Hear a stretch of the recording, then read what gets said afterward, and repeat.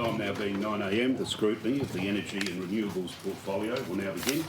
I welcome the Minister and other witnesses to the committee. I invite the Minister to introduce persons at the table, names and positions for the benefit of Hansard, please. Thank you, Chair. I have with me the Acting CEO of RecFit, Vanessa Pinto, my Chief of Staff, Amanda Lovell, and of course the Secretary of State Growth, Craig Limpkin. Thank you, Minister. The time scheduled for the estimates of the Minister for Energy and Renewables is 4 hours. We will take a short break for morning tea at 11 a.m. The resolution of the House provides for a Minister to provide additional information to a committee, either later that day or in writing as an answer to a question taken on notice. To submit a question on notice, the member must first ask their question to the Minister, and the Minister must indicate they will take it on notice. The member must then put the question in writing and hand it to the committee secretary before the end of the portfolio's examination, so it can be included in correspondence to the Minister for answer. I remind you that the microphones are sensitive, so I ask you to be mindful of Hansard and be careful when moving your folders, documents and water glasses around the table. Also, it is difficult for Hansard to differentiate when people are talking over each other, so I would ask that members speak one at a time to assist with this, please. Would the Minister like to make a short opening statement? Thank you, Chair. Yes, very much I would. And it's a pleasure to be here to discuss Tasmania and the government's ambitious energy agenda. Tasmania already has a strong reputation as a renewable energy powerhouse, and our government is committed to strengthening this reputation, to unlocking the opportunities for new industry and delivering improved energy outcomes for every Tasmanian. As a state, we have much to be proud of in the energy space. Our existing hydropower system has provided clean, green energy to power Tasmania's homes and businesses for more than 100 years. In 2020, we became the first jurisdiction in Australia to be net 100% renewable. Significant, just not on a national stage, but also on a global one. The Tasmanian Government remains committed to seizing the opportunities offered by our world-class renewable energy resources and delivering for Tasmanians. Through the November interim budget, we continue to focus on progressing Project Marinus, supporting new on-island generation and new emerging industries to grow our economy, and of course working to ensure Tasmanians have access to the lowest possible power prices. Project Marinus is critical to maximising Tasmania's renewable energy potential. Following the positive final investment decision in August, our key focus is on ensuring Tasmania is ready to seize the benefits that Project Marinus will deliver. And among those benefits is a forecast on average uplift of $470 million to Tasmania's bottom line. And the interim budget includes $191 million in equity contribution to deliver stage 1 of the North West Transmission development, essential infrastructure to support Marinus and our renewable ambitions. This will create jobs, bolster our economy and ensure Tasmanians continue to have the lowest power prices in the nation. Alongside Marinus Link, there is substantial private investment in the pipeline with over 7 gigawatts of potential projects identified by developers. And of course, we are continuing to invest in our hydro system, with Hydro Tasmania progressing upgrades and investments to assets across the state.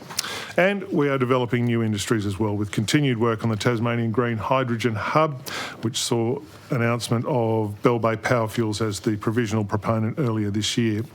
Our energy system has always been, a strong economic driver of growth in the state, and now our strong renewable credentials will help Tasmania set up for a strong, prosperous future. And the government is not resting on our strong performance of the past. We are continuing to invest in this portfolio, and I welcome questions on the energy and renewables portfolio. Chair. Thank you, Minister.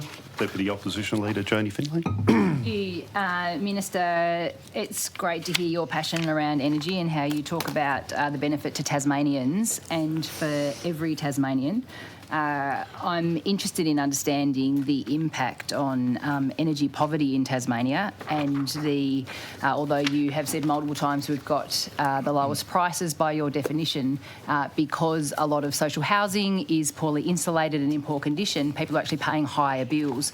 So I'm wondering, Minister, how you reconcile Tasmania's claim of having the lowest electricity prices with the reality that over 50,000 households are living in energy poverty, and there are many thousands repaying energy debts.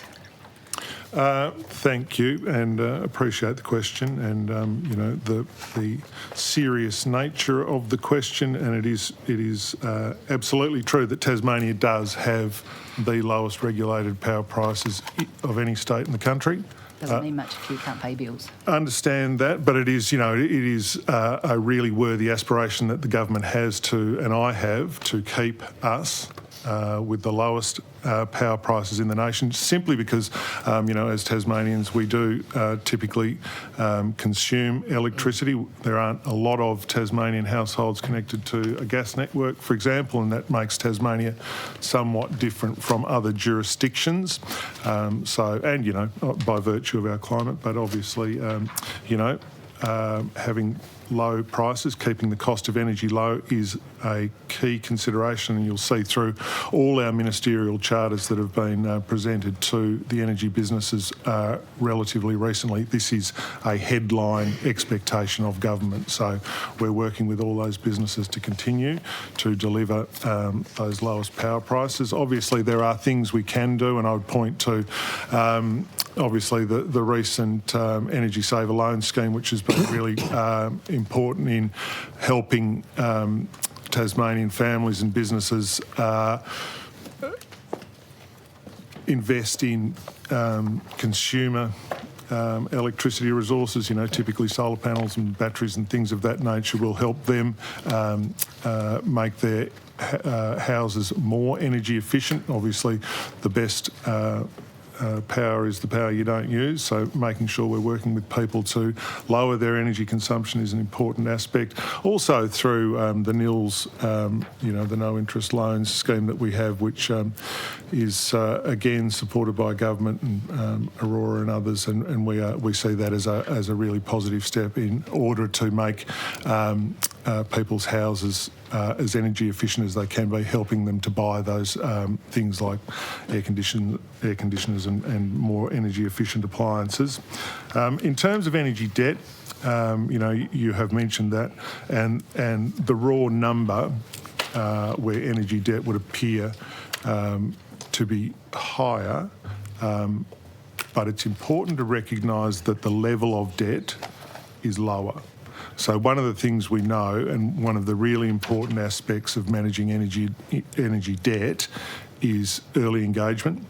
So the earlier we can engage with somebody who's having problems paying their bills, the much more successful they will be in having a payment plan where they can get back on track. It's when the debt becomes too much to sort of contemplate that we see people have almost no credible pathway back. So early engagement is really important. Aurora has a number of things that they do. We support where we can, but it is it's an area of considerable focus for the government. It has doubled in recent years. I understand what you're saying in terms of the amount of debt might have lowered, but the number of people in debt and the collective amount has increased. You mentioned the Energy Saver Loan Scheme, and I'll ask questions about that later in its continuation. If you're stating that that's actually a benefit to Tasmanians, particularly ones with poor insulation, poor heating options, how many people, for instance, that are exposed to energy debt and energy repayments were actually able to apply for that, given that you've used that as an example of a benefit? Oh, I don't. That's not. How many people under energy debt apply? So for I know that So Energy Saver Loan Scheme, as I understand it, liberated some $67 million of But my question is loans. about Tasmanians in energy debt, the most vulnerable Tasmanians that are living in the poorest housing standards, and therefore their bills are the highest. You mentioned a solution to that being the Energy Saver Loan Scheme. I'm wondering how many people in energy debt were actually in a position to apply for that. I'm not sure that's a metric that anyone would have. So as the Minister concerned for vulnerable Tasmanians, would you not have put your mind to that, given that you're saying that that's Well, a and I think that that probably leans into what we would see as being a follow-on from the Energy Saver Loan Scheme, and certainly since that was a time-limited scheme for 3 years, and a really successful scheme. As I say, there were, I believe, $67 million worth of loans written off the back of that scheme to support Tasmanians put solar on their roofs and batteries in their houses and better insulation. But if you'll let me finish answering the question, that scheme finished recently, and I have asked RecFit to conduct a review of the scheme and come back with some thoughts about what we can do as a replacement or as a follow-on for that scheme, and where that scheme might be able to be more targeted, potentially at people who were less able to access it previously, or missing out on the benefits of transition. To consider that? Yeah. So that's been on your mind, so yet you don't know the answer in terms of you're asking them to contemplate how it might be better fit, but you haven't actually put your mind to how you could support vulnerable Tasmanians with that. Certainly happy for Vanessa. You might be best placed to talk to what the terms of reference or what that review is focusing on, what metrics you are plugging into that. Thank you. Through you, Minister, and to the member, the Energy Loan Saver Scheme has been a very important scheme that's been in play for a number of years now. What we see is there's a range of forms of appliances in the home that people invest in, but key to that, which is why the NILS program is also important that we're observing, is not just investment in energy efficient appliances or solar for the roofs, but is also investment in insulation and other elements that support a home in keeping down those energy costs. So what the review and assessment will do is look at the areas that need to be invested in for someone either in a rental situation with a landowner that is looking after that property, or in their own situation where they can influence the way that the cost of energy in the home can be brought down. And as I said, some of the aspects could be in relation to the appliances in the property as well as what needs to happen with the property. Minister, could I ask through you, do you mind? Sure.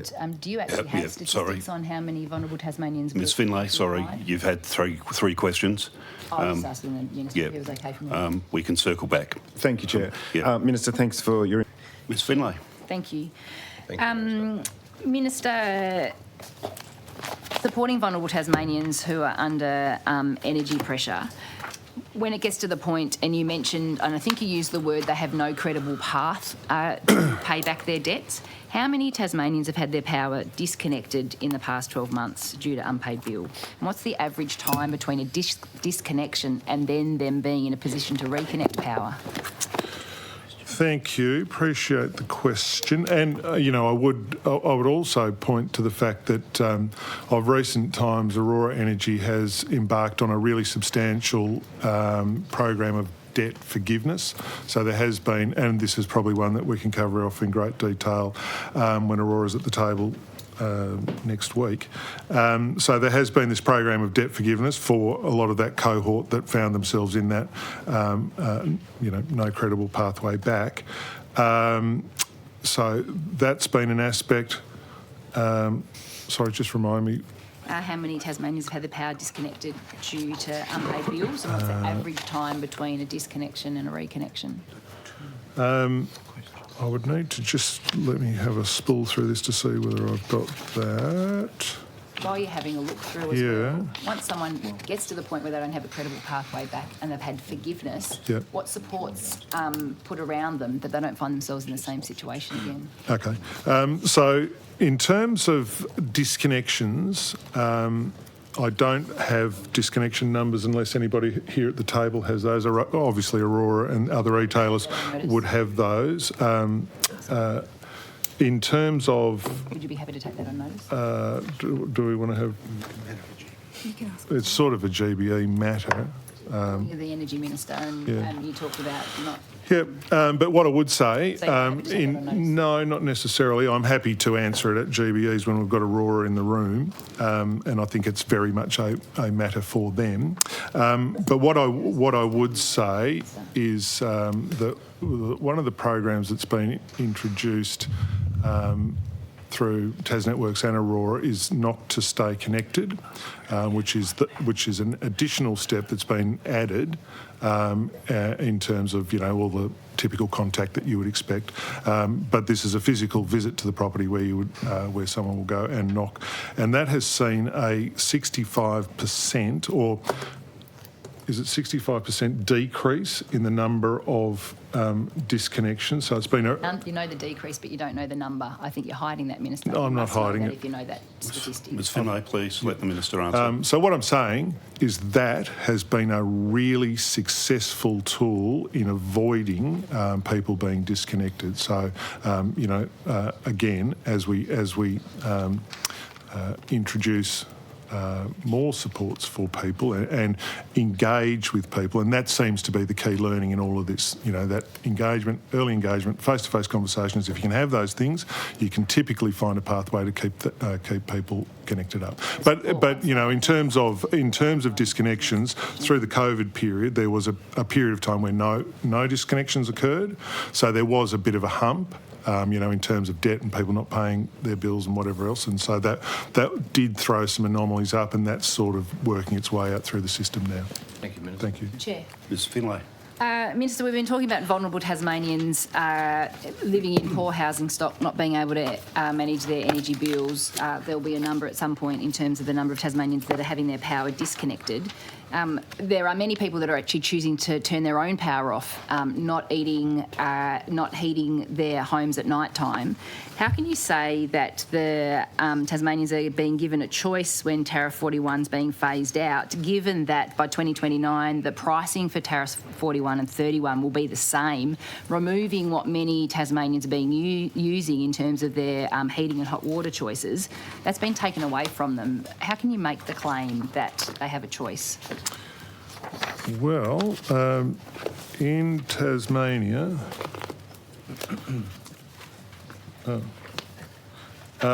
just to provide some further information around disconnections, we have that number. There were 102 disconnections in Q3 24-25, 102 disconnections. This is down from 162 disconnections for the same quarter last year. And the time it takes for someone to be able to manage having their power reconnected, which is the issue that when they're without power. I haven't got that. We'll see if we can get that for you. So there's a suggestion that Tasmanians will be better off moving their tariffs, and you've said that they have choice. The reality is that you're pricing those tariffs to be the same by 2029. How can you say that Tasmanians have got a choice? Well, they certainly have a choice right here, right now, between tariffs 41 and 31, 41. But in fine print under stealth, you're actually making them the same, taking away that choice. Power, State of Tasmania, annual bills, let me see.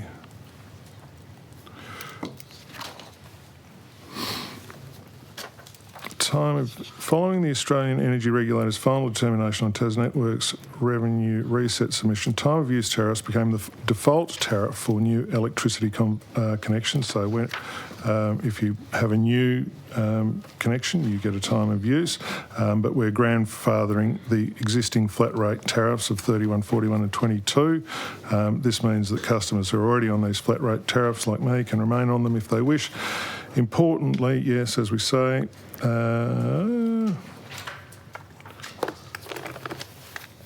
current flat rate tariffs will be grandfathered, meaning if you're currently on a flat rate tariff, you'll stay on it. The pricing hang on. 2029. It is my expectation that Tas Network sets network tariffs that are future ready and cost efficient. That way households use the way households use electricity is changing. Electric vehicles, rooftop solar, so on. Promoting efficient use of the networks. Tasmanians Yeah. who can't pay their bills. Yeah.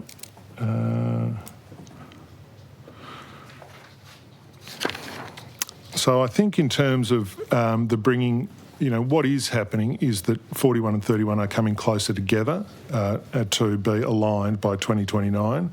So 41 going up, 31 coming down, and they will meet in the middle by the time of 2029. That will be the flat rate tariff.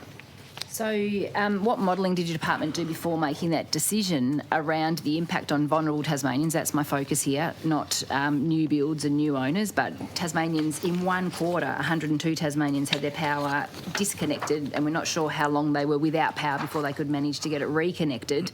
Are you aware of the modelling that shows that Tasmanians are actually going to be worse off under Tariff 93, which is the time of use tariff? No, there'll still be a flat rate tariff. There will always be a flat rate tariff. Yes, but it'll be priced the same. So by stealth, you're actually creating a single tariff. Not priced the same. It will be a flat rate tariff. Beyond 2029, there will be a differential. There will be a flat rate tariff. But in terms of... Beyond 2029, will there be a differential? There will be a flat rate tariff. So there will be time of use, flat rate, and it will be up to the customer to choose. But will there be a difference in those? Sorry, tariffs? Ms Finlay, it's been asked and answered. Yeah. Well, he hasn't answered No, actually. there will be a difference between the time of use tariff and the flat rate tariff. Post 2029, what will that Yes. difference be? Oh, What will that difference be? Sorry, Ms Finlay, we'll have to come back for that question. Thanks, Chair. Just wanting to wrap up my series of questions about vulnerable Tasmanians. So often this government has a signature announcement, a signature policy, comes off with great fanfare and then sort of fizzes.